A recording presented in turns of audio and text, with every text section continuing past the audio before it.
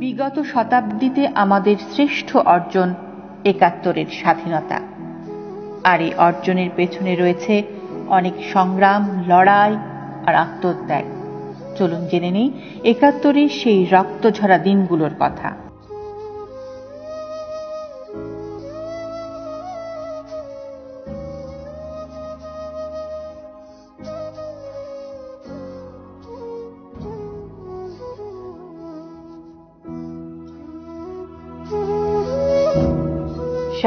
November, প্রচন্ড যুদ্ধের পর এদিন বরগুনা মহকুমা শহর হানাদার মুক্ত হয়। পুরো বরগুনা মহকুমায় মুক্তি পাগল মানুষের উল্লাসে মেতে ওঠে। বাউফল ও গলাচিপায়ও এদিন প্রচন্ড যুদ্ধ হয় এবং হানাদার বাহিনী পিছু হটে যায়। মুক্তিযোদ্ধাদের নিয়ন্ত্রণে চলে আসে গলাচিপা ও বাউফল। মুক্তিযোদ্ধারা এদিন বনগাঁওয়ে পাহাড়ি এলাকা দিয়ে যাওয়ার সময় পাকিস্তানি সৈন্যরা আচমকা হামলা চালায়।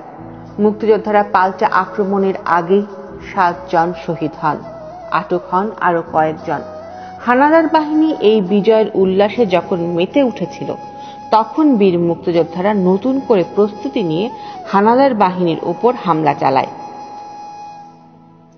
এই যুদ্ধে ১৪ জন পাকিস্তানি সৈন্য নিহত হয়। মুক্তিযোদ্ধারা প্রচুর অস্ত্র ও গোলা বারুদ উদ্ধার করে। ৭ নম্বর সেক্টরের মুক্তিযোদ্ধারা পোড়া গ্রামে পাকিস্তানি সৈন্যদের শক্ত ঘাঁটিতে আক্রমণ চালালে যুদ্ধ শুরু হয়। মুক্তিযোদ্ধাদের তীব্র আক্রমণে পাকিস্তানি সৈন্যরা পিছু হটে যায় এবং চাঁপাইনবাবগঞ্জে আশ্রয় নেয়। এই যুদ্ধে ৩০ জন পাকিস্তানি সৈন্য ও ৫০ জন রাজাকার নিহত হয়।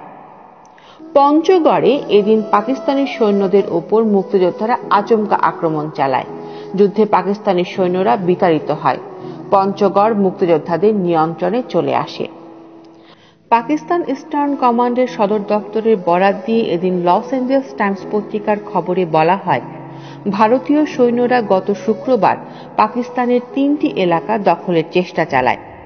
সেখানে এখন যুদ্ধ চলছে।